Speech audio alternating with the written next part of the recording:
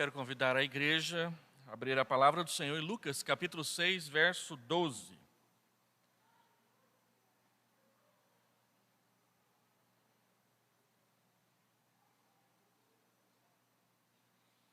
Evangelho de Lucas, capítulo 6, versículo 12.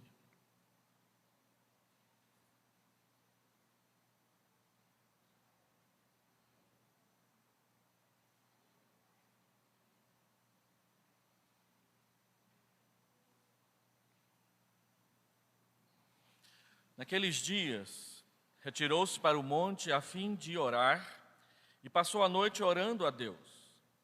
E quando amanheceu, chamou a si os seus discípulos e escolheu 12 dentre eles, aos quais deu também o nome de apóstolos. Simão, a quem acrescentou o nome de Pedro, e André, seu irmão, Tiago e João, Filipe e Bartolomeu, Mateus e Tomé, Tiago, filho de Alfeu, e Simão, chamado Zelote, Judas, filho de Tiago, e Judas Iscariotes, que se tornou traidor.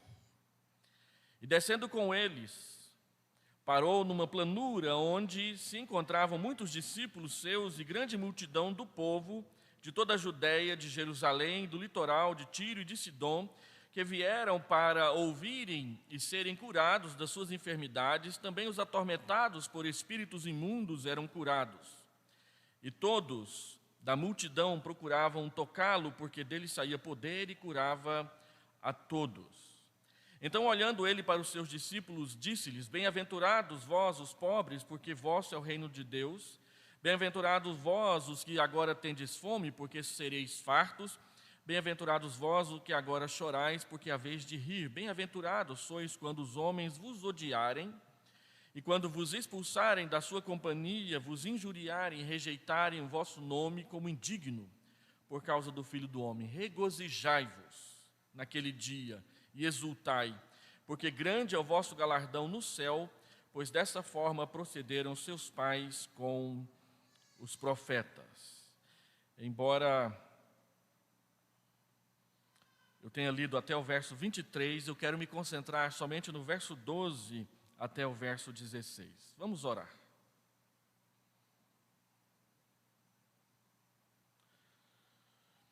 Pai, eu quero pedir ao Senhor graça, bondade e misericórdia, para que a palavra do Senhor alcance o coração de cada uma pessoa aqui e os que estão também nos ouvindo e nos assistindo pela internet. Que o Teu Espírito que habita em nós faça com que a mensagem do Senhor fique no nosso coração. E usa-me, Senhor Deus, como Teu instrumento, sendo eu pecador e muitas vezes falho e constantemente tropeçando. Usa-me, Senhor Deus, imperfeito como sou, para transmitir a Tua palavra, que é perfeita e santa e justa e boa, e vem do Senhor aos nossos corações. Eu peço essa bênção, e eu peço isso em nome de Jesus. Amém, Senhor Deus. Em 2011 eu recebi na minha casa, na verdade eu recebi lá na Assembleia da PMT, quando eu estava em São Paulo participando de uma das suas reuniões, um pequeno livreto branco, escrito numa língua que eu não me lembro exatamente qual, uma língua europeia da região da Romênia. E aquele documento era a primeira confissão de fé reformada da igreja da Albânia. Essa publicação, ela representou e continua representando algo muito importante pelo que a igreja evangélica brasileira orou e buscou muito. Há 25 anos atrás, ou há 35 anos atrás, nós orávamos para que Deus libertasse a Albânia e se tornasse um país aberto ao Evangelho. Quem foi convertido ali na década de 80, no início da década de 80, como eu fui, nós orávamos constantemente nas nossas igrejas, lá na Pioneira de Anápolis, na igreja Ebenezer de Anápolis, nós orávamos constantemente para que o Evangelho fosse pregado na Albânia. A Albânia, naquela época, era o único país do mundo que na sua bandeira estava escrito: nós não acreditamos em Deus. E não havia notícia de sequer um único cristão ou crente que vivesse na Albânia, porque o país era completamente fechado ao Evangelho, e os missionários sequer conseguiam andar por lá e trazer notícias de gente com fé naquele país. Mas em 1986, os irmãos vão se lembrar, o Muro de Berlim caiu. E o Muro de Berlim caiu também como resposta à oração para que o Evangelho pudesse ir para o leste europeu e também a União Soviética. Então, em 2010, a Igreja Presbiteriana do Brasil colocou um missionário na Albânia. E em 2011, a primeira igreja presbiteriana estava organizada lá. Hoje, a Albânia é um país completamente aberto ao Evangelho. E nós entendemos que isso é resposta das orações do povo de Deus, que suplicam, que buscam, que intercedem pelas nações. Tudo isso porque Deus tem chamado pessoas, especialmente jovens com menos de 30 anos de idade, para dedicarem as suas vidas ao Evangelho, que Ele nos trouxe através do Seu Filho Jesus Cristo, o homem que veio de Nazaré, que veio da Galileia, mas que também é Deus, e hoje habita os nossos corações pelo Seu Espírito. A narrativa do Evangelho de Lucas chega aqui no capítulo 6, na metade do capítulo 6, em um ponto crucial. A partir daqui, o Senhor Jesus inicia o treinamento específico de um seleto grupo dentre os seus discípulos que ele vai chamar de apóstolos. É preciso dizer que Jesus não começou o seu ministério com os 12. Eles foram escolhidos dentre um grupo maior, que no capítulo 10 aqui do Evangelho de Lucas, já é grande o suficiente para serem escolhidos 70 deles para serem enviados numa missão. Quando você anda um pouco mais depois da ressurreição de Cristo, é dito que no dia de Pentecostes eles são 120. Atos capítulo 1, versículo 15. Paulo afirma que já eram mais de 500 no dia da ascensão, em 1 Coríntios capítulo 15, do verso 1 ao verso 5. Atos capítulo 2, esse número é elevado para mais de 3.000 na manhã no dia do Pentecostes. E Atos capítulo 4 diz que só de homens já haviam 5.000 membros naquela igreja. Além desses, havia uma multidão que seguia a Cristo de cidade em cidade. O ministério galileu mostra isso constantemente. Quem iria liderá-los quando o Senhor Jesus Cristo cumprisse o seu ministério? É uma pergunta que nós precisamos responder e que eles também precisavam responder naquela época. Quando Lucas escreve o livro de Atos, ele começa no capítulo 1 dizendo que no primeiro evangelho, no primeiro relato, que é o evangelho de Lucas, ele havia registrado tudo o que o Senhor Jesus havia começado a fazer e a ensinar. E que em Atos, ele continuaria narrando tudo o que o Senhor Jesus começou a fazer e a ensinar, e que ele continuaria por meio do seu Espírito fazendo com os seus apóstolos, discípulos e toda a sua igreja. Nessa noite eu queria conversar um pouco com os irmãos, eu queria anunciar a respeito do chamado de Deus para nós, usando aqui como base o chamado de Deus ou do Senhor Jesus para os seus 12 apóstolos, como ele os escolheu. E o que essa escolha tem a ver conosco, aqui onde nós estamos hoje, nessa noite, lembrando que Cristo nos chamou, e Cristo chamou a eles e também chamou a nós, e o texto deixa bem claro que ele os chamou para si, para perto dele, para estarem próximos a ele. E eu gostaria de elaborar essa mensagem sobre chamados para si em 3 argumentos. Primeiro, o texto mostra, versículo 12, que o Senhor Jesus, ele se retirou para orar, quando ele resolveu então escolher os seus 12 apóstolos naqueles dias. Retirou-se para o monte a fim de orar e passou a noite orando a Deus. Quando amanheceu, chamou a si os seus discípulos e escolheu 12 dentre eles. Todos foram chamados para perto de si. E dentre todos que ele chamou para perto de si, ele nomeou 12, aos quais, diz o texto, ele chamou de apóstolos. O Senhor Jesus escolheu seus apóstolos depois de passar uma noite inteira, uma madrugada inteira, orando a Deus. E nós perguntamos então, por que Jesus orava? Há pelo menos 3 razões que a Bíblia nos mostram por que o nosso Senhor Redentor Jesus orava. Primeiro, porque ele era homem. Lucas deixa bem claro que a razão por que Jesus orava é porque ele era homem, ele era um homem perfeito, ele era um homem completo como nós, e ele exercitava a sua dependência e a sua necessidade de Deus quando ele orava. Ele vivia na submissão do Espírito de Deus.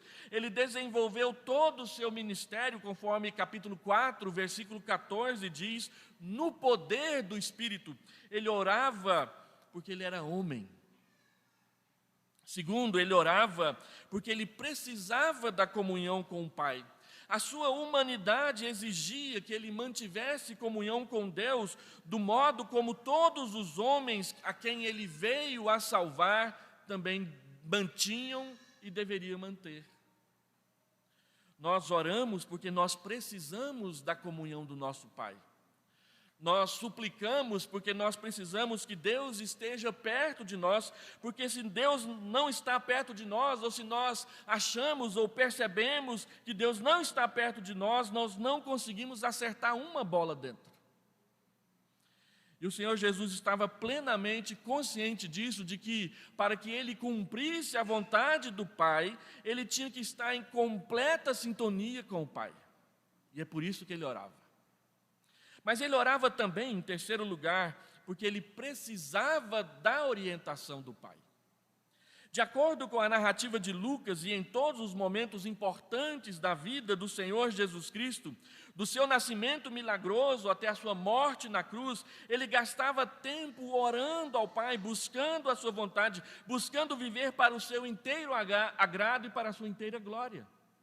Tudo que Jesus fazia, ele fazia para agradar ao Pai, para glorificar o nome do Pai, e era por isso que ele orava. Ele orava porque era homem, ele orava porque precisava da comunhão com o Pai, e ele orava porque ele precisava da orientação do Pai em todas as suas decisões. E é por isso que o texto diz que ele então se retira do meio das pessoas com o propósito de orar, a fim de orar. A oração é algo que temos que acrescentar como um propósito na nossa vida cristã. O Senhor Jesus, ele se retira com o propósito de orar. É algo que nós temos que ter como um objetivo. É algo que nós precisamos valorizar como sendo importante nas nossas vidas. Lucas, capítulo 11, versículo 1. Ele diz e deixa claro que essa era uma prática comum, cotidiana, normal na vida do Senhor Jesus Cristo, a ponto de chamar a atenção dos seus discípulos e eles se aproximarem dele e pedirem que ele os ensinassem a fazer do mesmo jeito. Ensina-nos a orar, um deles pediu, assim como João Batista ensinou os seus discípulos a orar também. A vida de oração de Jesus impressionava os seus discípulos, deixava-os numa condição desconfortável e despertava neles o desejo de aprender a fazer, porque eles percebiam o calibre, a força, a maturidade, a perfeição da vida devocional e piedosa de Jesus diante dos seus olhos. E eles queriam ter com Deus aquilo que Jesus tinha com Deus. Então eles pedem para aprender, e ele se retira com esse propósito. A oração de Jesus tanto os atraía como os incomodava. Orar como Jesus orava era algo que os discípulos queriam aprender a fazer, e nós também precisamos querer aprender a fazer. Observe aí nesse texto que o Senhor Jesus gasta tempo com a oração, ele passa a noite orando. Ele não fazia como nós fazemos nas nossas vigílias de oração, que é 40 minutos de música e 5 minutos de oração. E ainda entre um momento de oração e outro, tem um coffee break com café e peta. Então, em 6 horas de oração, a gente ora 4 vezes. Não dá nem 20 minutos. Ele passa a noite toda orando. E ele ora porque ele tem algo importante a fazer na manhã seguinte, que é escolher os seus apóstolos. É uma decisão importante. Orar é algo que demanda tempo e a gente sabe disso. É fácil perceber isso. Oração é como uma incógnita na nossa vida e na nossa teologia, mais ou menos calvinistas, porque nós dizemos que Deus sabe de todas as coisas e nós mesmos, de forma incoerente, então, achamos que uma vez que Deus sabe, não precisamos orar. E caímos naquela conversa mole dos arminianos que dizem: vocês não oram porque vocês acham que sabem tudo de Deus. Mas não, é exatamente porque Deus sabe tudo, e porque tudo está nas mãos dEle, é que a Bíblia diz que nós devemos orar. Quem começa a gastar tempo orando, aprende isso rapidamente, que orar muda muito mais a nós do que Deus, porque Deus é imutável. Nós aprendemos isso quando estudamos os atributos de Deus. Ele é imutável, Ele não muda. Então, por que nós vamos orar se nós não vamos conseguir fazer Deus mudar de ideia? E aí aprendemos, e é rápido isso, que quando nós passamos a gastar mais tempo com a oração, somos nós que somos mudados na presença de Deus. Ele nos transforma, e Ele nos torna mais maleáveis como barro, para fazer de nós, e fazer conosco, e fazer através de nós, aquilo que realmente Ele quer fazer. E nós aprendemos, e quem é bom calvinista aprende isso também muito rápido, que Deus, embora seja imutável, Ele resolveu, na sua sabedoria e na sua soberania, muitas vezes agir após ouvir as nossas orações. Outro fato intrigante é que Jesus conhece as Escrituras muito mais do que nós, e mesmo assim Ele ora. Algumas pessoas acham que porque conhecem o que a Bíblia diz a respeito de Deus, então não precisamos orar. Mas Ele conhece a Bíblia, Ele escreveu a Bíblia, Ele inspirou a Bíblia, e Ele orava muito, bastante, o tempo todo, e com bastante tempo. Ele orava para estar com Deus. Ele orava nos momentos mais importantes e decisivos da sua vida e do seu ministério. E ele orava para apresentar a Deus a sua obediência. Ele estava pronto para servir ao Pai. E essas devem ser motivações genuínas para nós orarmos também. Então o Senhor Jesus o chama para si, depois de estar na presença do Pai, para que Ele o orientasse e o conduzisse nessa decisão e naquilo que ele vai fazer a partir de então no seu ministério. Segundo lugar no texto, versículo 13. Qual é o significado do chamado? Observe aí no versículo 13, que ele diz: e quando amanheceu, chamou a si os seus discípulos e escolheu 12 entre eles, aos quais Deus deu também o nome de apóstolos. Chama muito a atenção que ele chamou a si, ele trouxe os seus discípulos para perto de si. Quando você lê esse mesmo movimento de Jesus Cristo no Evangelho de Marcos, lá no capítulo 3, versículo 14 de Marcos 3, ele diz que Jesus chamou os apóstolos para estarem com ele e para os enviar a pregar e a fazer a sua obra. Para estarem com ele. Ele os chama para perto de si. Os Guinness, no seu livro O Chamado, ele critica 2 diferentes visões a respeito do que os cristãos entendem por chamado. Ele critica primeiro a visão católica, que diz que chamado é algo que diz respeito somente às vocações sacerdotais. Chamados são os padres, são as freiras. Eles e elas são chamados para fazer a vontade de Deus. Mas ele critica também a visão protestante de que tudo é chamado.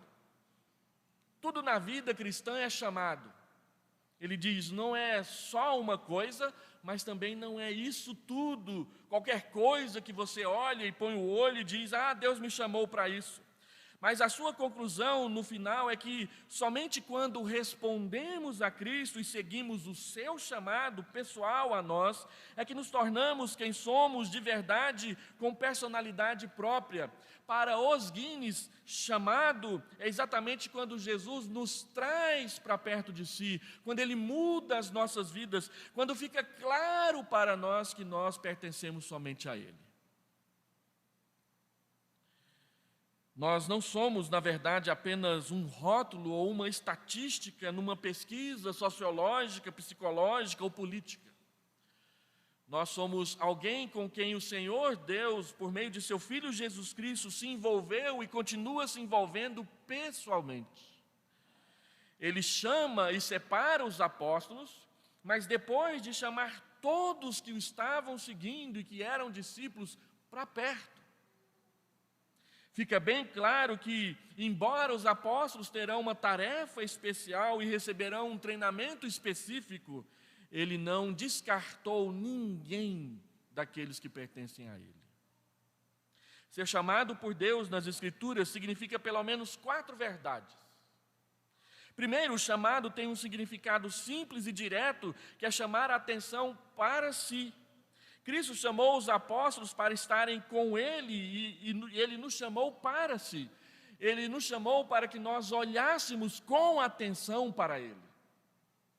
Segundo, chamar é nomear, dizer os nomes.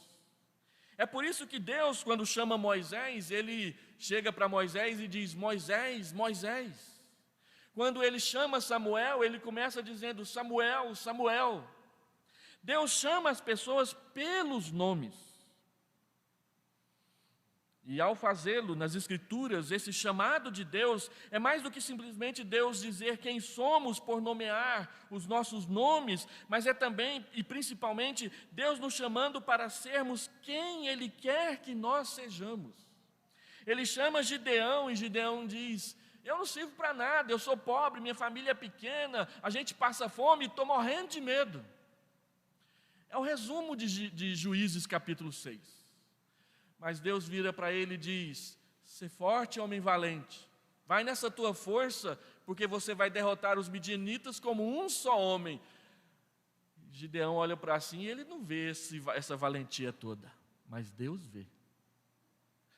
Porque a valentia de Gideão não dependia exatamente dele, mas dependia do que Deus queria fazer através dele. Não é a nossa valentia que determina, é o Deus que nos chama quem determina todas as questões.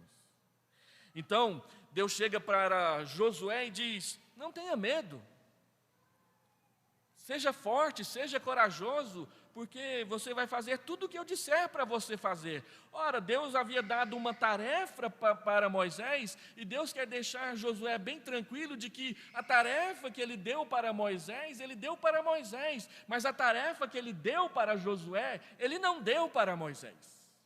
É Josué quem vai fazer o povo entrar na terra prometida, não é Moisés. Então Josué não precisava ficar com medo de substituir e continuar a obra de Moisés. Ele precisava estar seguro de que ele estava com Deus e primeiramente e acima de tudo Deus estava com ele. Era isso que importava. Quando Deus nos chama, Ele não chama outro. Eu me lembro que uma vez nós fizemos um culto com todos os pastores evangélicos da nossa cidade, lá no interior. E aí a gente precisava saber quem seria o pregador. Eu não preciso dizer que quando isso acontece, eu quero ser o pregador. Mas quem vai pregar era a pergunta. Então vamos fazer um sorteio. Aquele que for sorteado, a gente vai entender que é o que Deus quer que prega. E aí caiu o nome de um irmão de uma determinada igreja. E ele chegou assim, Mas tem tanta gente aí mais instruída do que eu, que pode fazer melhor. Você não quer pregar no meu lugar não, pastor Hélio? Falei, irmão, eu quero muito. Mas Deus escolheu foi você. Então é você que tem que ir lá ao púlpito e trazer a palavra. Deus escolheu você. Eu não sou Augusto Nicodemos, eu não sou Hernandes Dias Lopes, eu sou eu. O ministério que Deus deu para o reverendo Augusto, é o reverendo Augusto que tem que desempenhar, e Deus o fortalecerá para isso. O ministério que Deus deu para Hernandes Dias Lopes, é Hernandes Dias Lopes que vai desempenhar, e Deus o fortalecerá para isso. Mas o ministério que Deus deu para mim, não é Augusto Nicodemos que vai fazer. E vice-versa. Isso nos ajuda a parar de ficar nos comparando uns com os outros, achando que somos melhor ou pior, ou ficar invejando e cobiçando o que os outros têm, porque Deus nos chamou a cada um para si. E nós pertencemos cada um a Ele. E Ele então nos dá o ministério que Ele separou para nós. É Gideão que tem que ser Gideão, é Moisés que tem que ser Moisés, é Samuel que tem que ser Samuel, é Jacó que tem que ser Jacó. Mas Deus não quer que você seja menos do que o seu nome. Deus não quer que você seja menos do que Ele quer que você seja. Terceiro, esse chamado é quase sinônimo da salvação. Quando Deus nos chama para si, para estar com Ele, é sinal de que Ele não nos mandará embora, que Ele não nos desprezará, que Ele não nos jogará fora. Então Ele diz, todo aquele que o Pai me dá, esse vem a mim, e o que vem a mim, de modo nenhum lançarei fora, eu ressuscitarei no último dia, João capítulo 6. Não depende de quem quer, não depende de quem corre, depende da misericórdia que Deus resolveu dispensar. Então, quando a Bíblia diz que nós somos chamados, é quase a mesma coisa de dizer que nós fomos salvos. Os Guinness, ele diz que é isso que é o chamado, é eu perceber e reconhecer que agora eu pertenço a Cristo e que Ele pode dispor de mim para a obra que Ele quiser e desejar, e não para aquela que eu particularmente quiser escolher. Dr. Russell Shedd usava esse entendimento para dizer que não gostava muito dessa ideia que é difundida no meio protestantismo do chamado específico. Eu sou chamado especificamente para evangelizar na Disneylândia. E vocês têm que me sustentar lá. Eu já ouvi isso. Uma vez um colega do seminário diz, Deus te chamou para pregar aos pobres, mas Ele me chamou para pregar aos ricos. Vai na paz. Quantas pessoas estão aí equivocadamente se enganando e se iludindo com essa ideia do chamado específico. Deus me chamou para ser missionário nos Estados Unidos, na Inglaterra. Mas em Teherã ninguém quer, né? Teherã não. Iêmen, passa reto Satanás. Dr. Russell Shedd diz, não, eu fui chamado para servir. E achava que eu poderia servir na área de literatura, e fundei Vida Nova. Aí Deus diz, vai conduzir Vida Nova lá no Brasil. Então eu vim para o Brasil.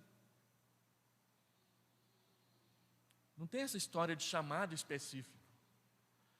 Nós devemos servir onde Deus abrir a porta para a gente ir. Fazendo o que devemos fazer. Então, se Deus me chamou como médico, eu tenho que ser médico para Deus. Se Deus me chamou como enfermeiro, eu devo ser enfermeiro para Deus. Se Deus me chamou como dono de restaurante para Deus. Se Deus me chamou para ser um político, político para Deus você deve ser. Não para o Tesouro Nacional. Nós somos chamados para servir. Eu fui chamado para servir como pastor, então eu devo pastorear e nada mais do que isso. Assim, o chamado é quase sinônimo de salvação. E por último, em quarto lugar, Deus nos chamou para si de tal modo que a sua graça, que em sua graça nós não temos como resisti-la, mas apenas ouvir, seguir e cumprir. Deixa eu tentar falar melhor essa frase. Deus nos chamou para si de tal modo que nós não conseguimos deixar de escutar ou deixar de atender ao seu chamado. É uma voz que grita lá dentro do coração e da alma, que você escuta o tempo inteiro, dizendo que você pertence a Ele, você é meu. Eu quero abençoar muitas pessoas através de você, eu quero abençoar você por meio de muitas pessoas. Eu quero que você se encontre e seja quem você deve ser na minha presença. Então, o que significa ser discípulo? Significa que estamos aqui para aprender, nós somos aprendizes, alunos, aprender com Ele e não sobre Ele apenas, aprender o que Ele tem a nos ensinar e não simplesmente o que nós queremos fazer por nós mesmos, e acima de tudo, nós estamos aqui para ir com Ele aonde Ele for, aonde Ele vai. Ele nos chama para si, para pertencermos definitivamente a Ele e estarmos o tempo todo com Ele, porque Ele está o tempo todo conosco. Significa isso. Então eu preciso ser pastor para Ele, você precisa ser médico, ser médica para Ele, você precisa ser professor, professora para Ele, você precisa ser quem você é para a glória dEle. Nas escolhas pessoais que você fez, nos cursos que você desenvolveu, nas linhas que você aprendeu a tricotar e a costurar e a mexer, e as coisas que você aprendeu a pintar e a cozinhar, e tudo isso para Ele.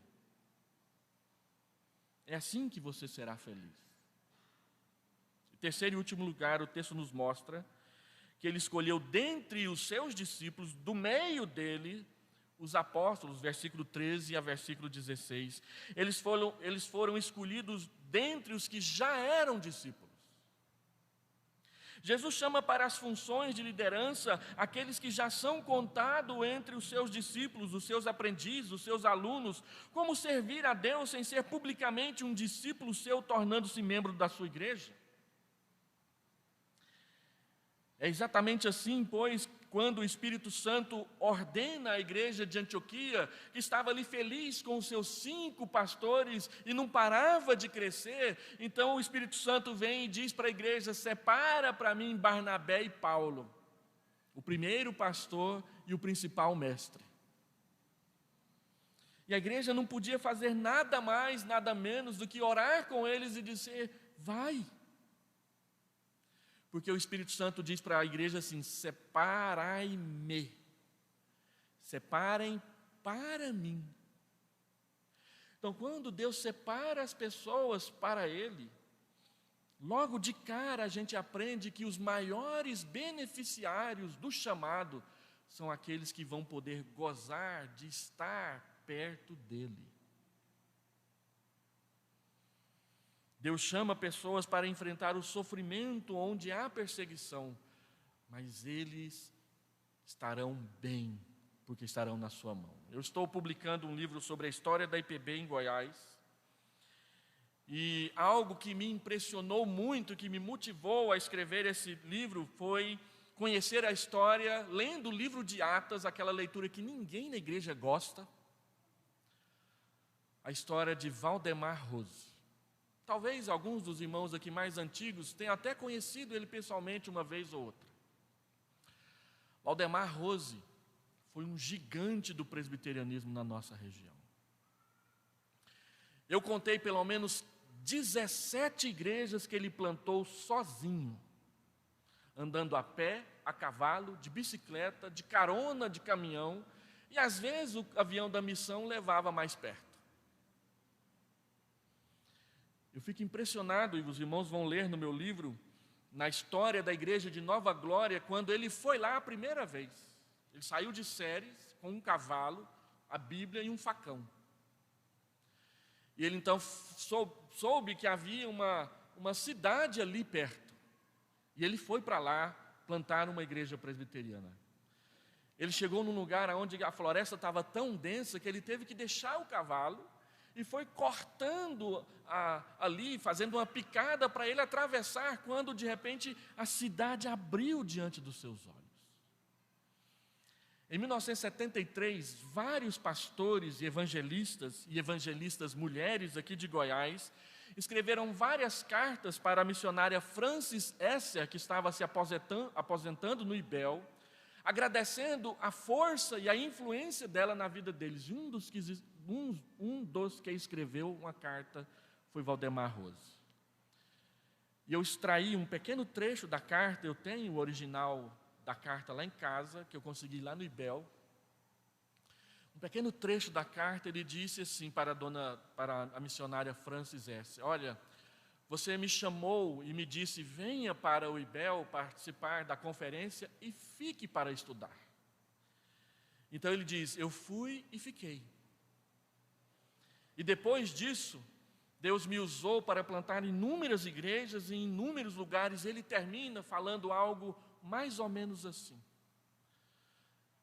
Quando Deus me chamou para o ministério, Ele abriu uma clareira diante dos meus olhos, na qual eu andei e fui feliz. E eu não consigo deixar de separar esse testemunho da narrativa que ele mesmo fez de como ele chegou em Nova Glória. Deus abriu uma clareira diante dos meus olhos. Aquele homem sofreu muitas perseguições. Ele foi apedrejado algumas vezes, ele foi xingado em algumas cidades onde ele passou pregando o Evangelho. Mas ele diz que ele sempre andou com Deus, nessa clareira, e ele foi feliz. Não importava as adversidades, não importava as muriçocas e os pernilongos, não importava o local onde ia dormir, o que importava era o chamado. Era aquele que me chamou, me capacitou e foi comigo. É isso que importa. Deus nos chamou para si. Ele não te chamou para você ficar por aí. Ele te chamou para você estar perto dele, porque ele está perto de você. Então, é interessante observar isso.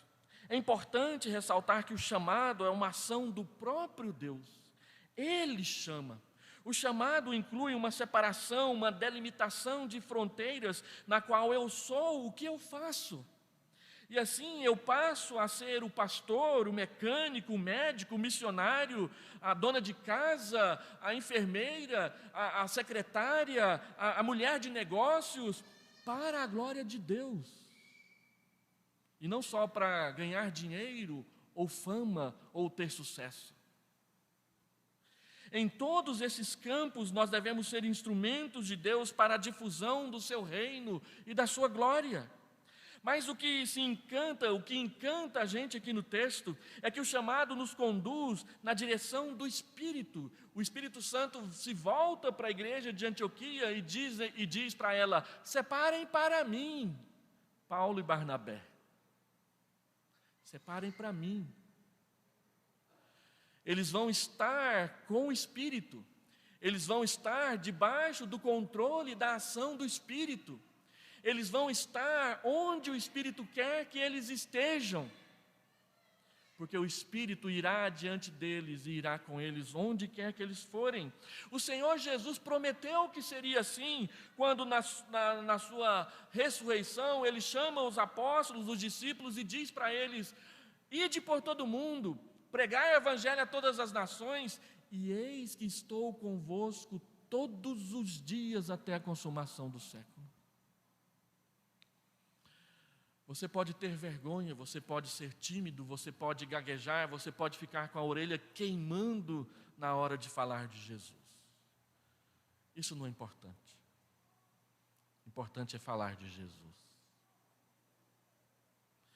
E ele abençoa. Eu me lembro quando eu comecei a discipular o Sebastião. O Sebastião hoje é presbítero na igreja Ebenezer de Anápolis. Toda vez que eu prego aqui, ele assiste lá e ele fala: "Oh, você está falando de mim." A gente se encontra de vez em quando. Eu trabalhei muito para que o Sebastião viesse para a igreja. E eu contava e somava os meus fracassos um atrás do outro. O Sebastião veio à igreja num dia de conferência evangelística pelo aniversário da igreja. Sentamos juntos, a igreja estava lotada. Era o reverendo Otávio Cacheta que estava pregando e ele fez o apelo: "Vem à frente se você quer entregar a sua vida para Jesus." E eu cutuquei o Sebastião: "Vai, Sebastião, vai, Sebastião, vai, Sebastião." E ele disse: "Eu? Ir lá na frente?" Olhando para mim assim, ele olhava de cima para baixo, ele era grande, eu era menor que ele. Eu disse: "Vai lá na frente." Ele: "Então tá." Levantou e foi. E aí começou o discipulado, 1 ano e meio de discipulado.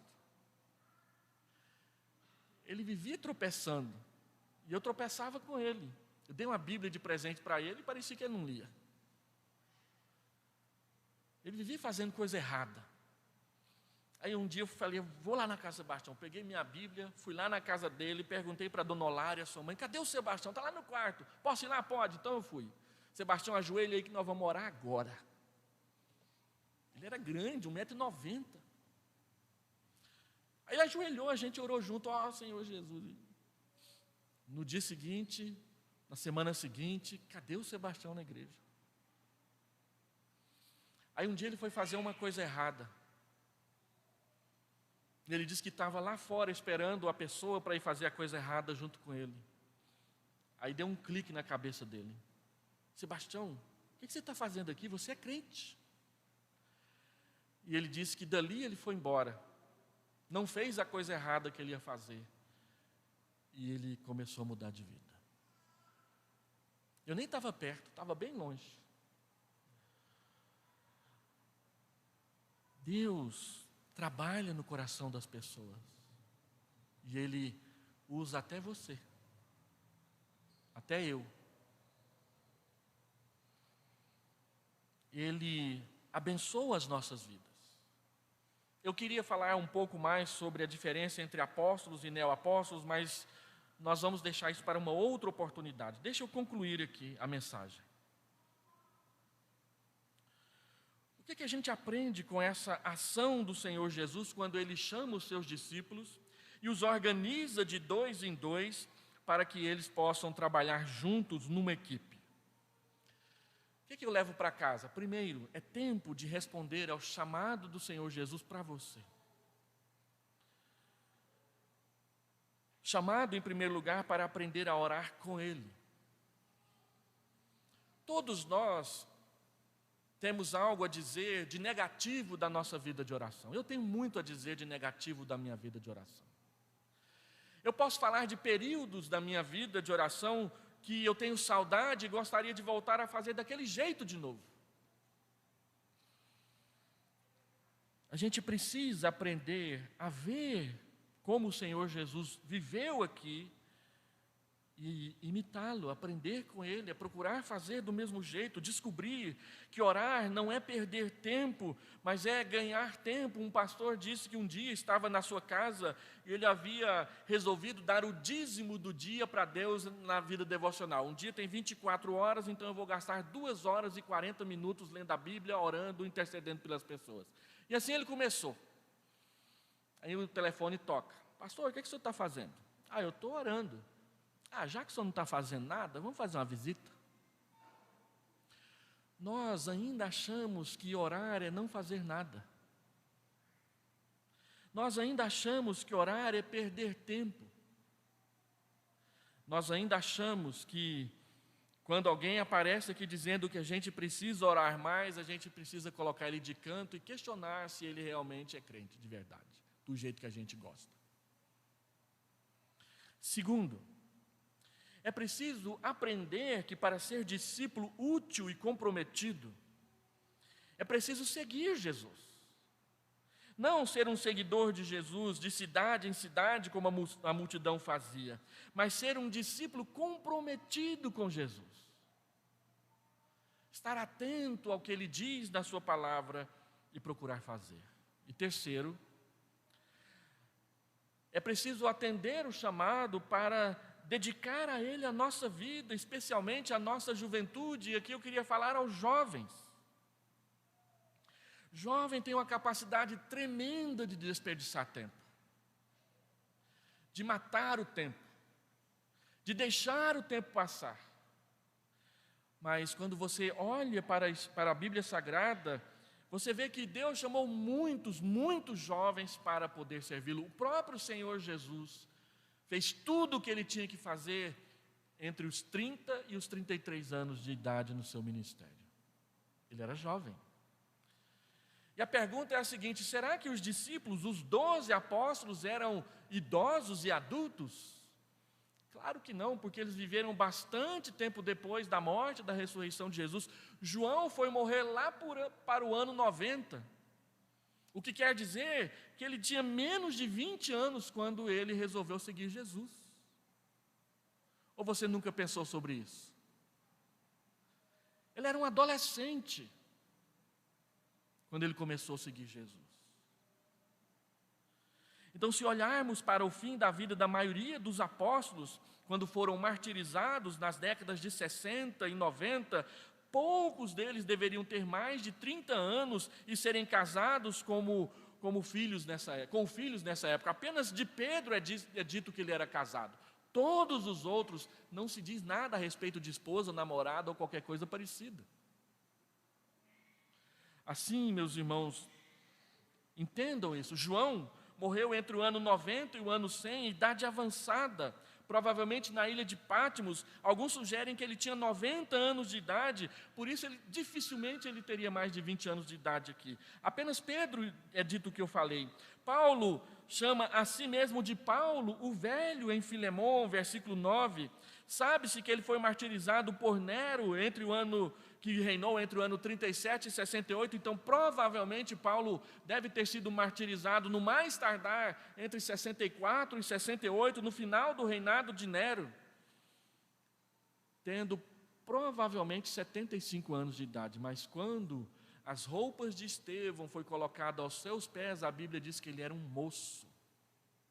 Ele era um moço.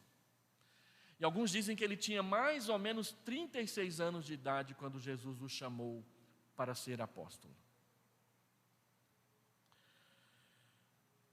Quarto lugar, atenda o chamado de Deus para ter um nome. Um nome que Deus conhece e que o ouve chamar. E para usar esse nome para a glória de Deus, nunca para a glória dos homens, pelo resto da sua vida. É só por causa disso, porque Deus nos chamou para si, que coisas pelas quais oramos por mais de 20 anos acontecem no nosso tempo e a gente pode dar testemunho delas. Abraçá-las com as mãos. Portanto, se você não sabe o que você está fazendo aqui, se você não sabe para onde vai, entenda que, em primeiro lugar e acima de tudo, Deus te chamou, está te chamando, continuará chamando para si. Para estar com Ele, para ser enviado por Ele, enviada por Ele. Quando, onde, como e para o que Ele tem preparado só para você, porque Ele te conhece.